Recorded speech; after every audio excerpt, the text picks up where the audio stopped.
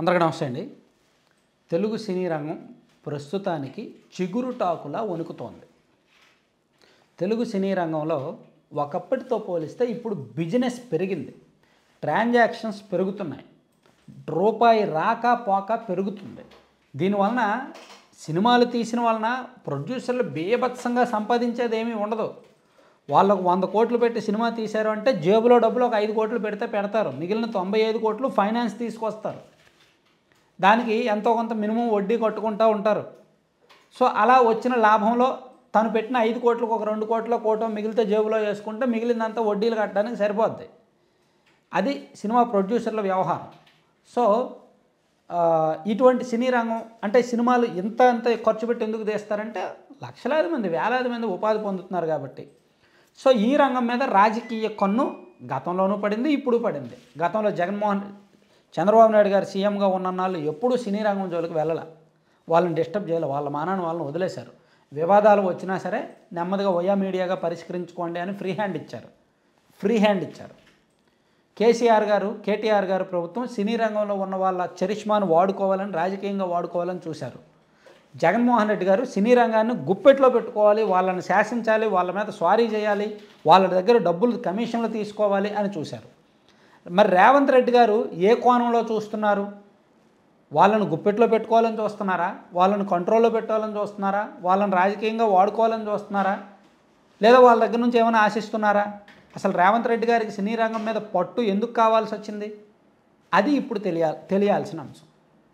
ఎందుకు ఈ మాట చెప్తున్నానంటే, నిజానికి ఈ అల్లు అర్జున్ గారికి సంబంధించిన వ్యవహారంలో ప్రభుత్వం అవసరానికి మించే స్పందించింది. పోలీసులు అవసరానికి మించే స్పందించారు. ఎందుకంటే బాధిత కుటుంబం ఉంది కాబట్టి ఒక రీజన్, బలమైన కారణం ఉంది. స్పందించకపోతే రేవతి అక్కడ చనిపోయింది, మీ ఇంట్లో వాళ్ళు అయితే అలాగే ఊరుకుంటారా? సో మీరు స్పందించాలి కదా అని జనం అడుగుతారు. సో అందుకని అవసరం ఉంది కాబట్టి స్పందిస్తున్నారు కాక, కానీ కొంచెం ఎక్కువైతే కనిపిస్తోంది. ఖచ్చితంగా బ్యాలెన్స్ తప్పుతున్న మాట వాస్తవం. ఎందుకు? అందుకే సినీ రంగం భయపడుతోంది. ఏంటి, ఒక తప్పు దొరికితే ఇంతగా వేధిస్తున్నారేంటి, ఇంతగా టార్గెట్ చేస్తున్నారేంటి అని సినీ రంగంలో చాలామందికి డౌట్ పడుతుంది. అందుకే మొన్న ఆదివారం సినీ పరిశ్రమలో కీలకమైన ప్రొడ్యూసర్లు ఒక 10 మంది ఎంతమందో కూర్చొని మాట్లాడుకున్నారంట. అసలు ఏం చేయాలి, ప్రభుత్వ పెద్దలను ఏమైనా కలవాలా అని. సో రేవంత్ రెడ్డి గారిని ఏమైనా కలిస్తే బాగుంటుందేమో అని చెప్పి కొంతమంది అనుకున్నారంట. సరే ఇదంతా ఎందుకు, దిల్ రాజు గారును, మైత్రి మూవీ మేకర్స్ వాళ్ళు అండ్ నాగవంశీ గారు వీళ్ళందరూ కూడా ఒక క్లారిటీకి వచ్చారు. సో దిల్ రాజు గారు ఇందాక ఒక మాట చెప్పారు.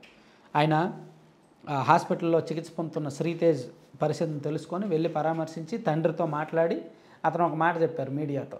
సినీ రంగానికి, ప్రభుత్వానికి వారధిగా నేను ఉంటాను. ఆయన Telangana film development corporation chairman ఆయన. కాబట్టి తెలుగు సినీ పెద్దలకు, తెలుగు సినీ రంగానికి ప్లస్ ప్రభుత్వానికి మధ్య వారధిలో నేను పనిచేస్తాను. ఏదైనా సమస్యలు ఉన్నా సరే నేను పరిష్కరిస్తాను. ప్రభుత్వం దృష్టికి నేను తీసుకువెళ్తాను. ఇబ్బంది లేకుండా చూసుకుంటాను.